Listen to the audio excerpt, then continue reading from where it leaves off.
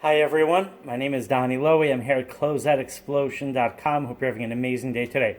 Today I'd like to discuss with you the impact of the United States-China trade war on wholesale prices here in the United States. So there are a few variables to keep in mind. Variable number one is where the wholesale products are made. For the focus of this video, I'm going to focus on the products that I'm familiar with that I currently sell, such as wholesale dresses, children's clothing, fashion jewelry, and I might mention other items as well. So number one, we need to know where the products are made.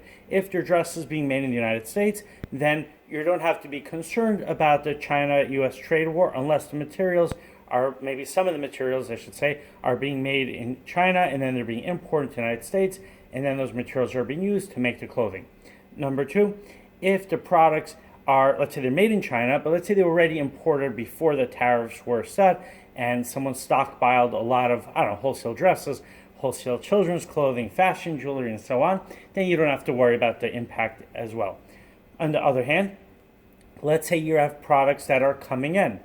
So then you would have to be concerned. Or if it's products that you're buying on a regular basis, you have a certain price, but eventually if the tariffs keep going up, or if the importer or the manufacturer doesn't want to absorb the cost, then they're going to pass on the cost, then it's going to affect you. So let me give you a very good example.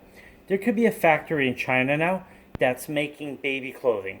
And, they have good customers, have really good quality, really nice designs, nice styles, and they sell the baby clothing ad. Let's make it simple. They sell it $2 for a pair of pajamas, right, for a set.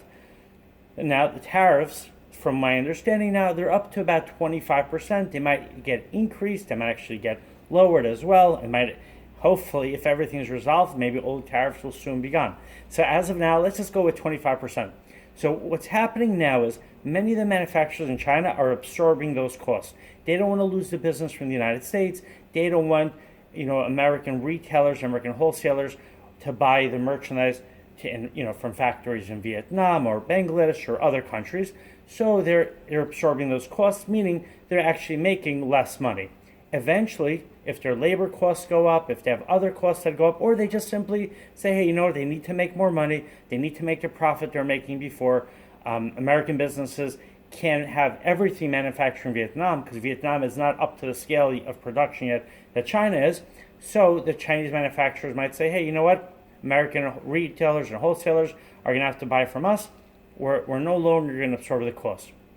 Then there is a risk that the cost, the actual wholesale cost, will go up by 25% or by whatever percentage the Chinese manufacturer decides to pass on. Maybe they'll only pass on 5%, 10%, 15%. So I want to give you a few ideas on how to avoid the results of this current trade war. Number one is, as we mentioned earlier, look for products made in the United States. Number two, look for closeouts. There could be merchandise that was brought in from China. A trade tariff, the tariff was paid on the merchandise. So let's say that the cost was $2, but because of the tariff, now the cost is 25%. I believe that's an extra 50 cents. The cost is $2.50. But what happens? There's an importer that has the merchandise sitting at a warehouse in New Jersey. Or there's a wholesaler in Queens that has 5 pallets of those baby sets from China. And what happens? They're having a hard time selling it. They order too many of them. The style isn't what their customers want. The colors isn't what they want. They have too much of a certain size. They're going to want to close out that merchandise. They're going to have a very good incentive to sell that merchandise either at their cost or perhaps even below their cost. So I would recommend that you look for closeouts. Whenever you go to any wholesaler, whether it's myself or another wholesaler, always ask them if they have any closeout merchandise available.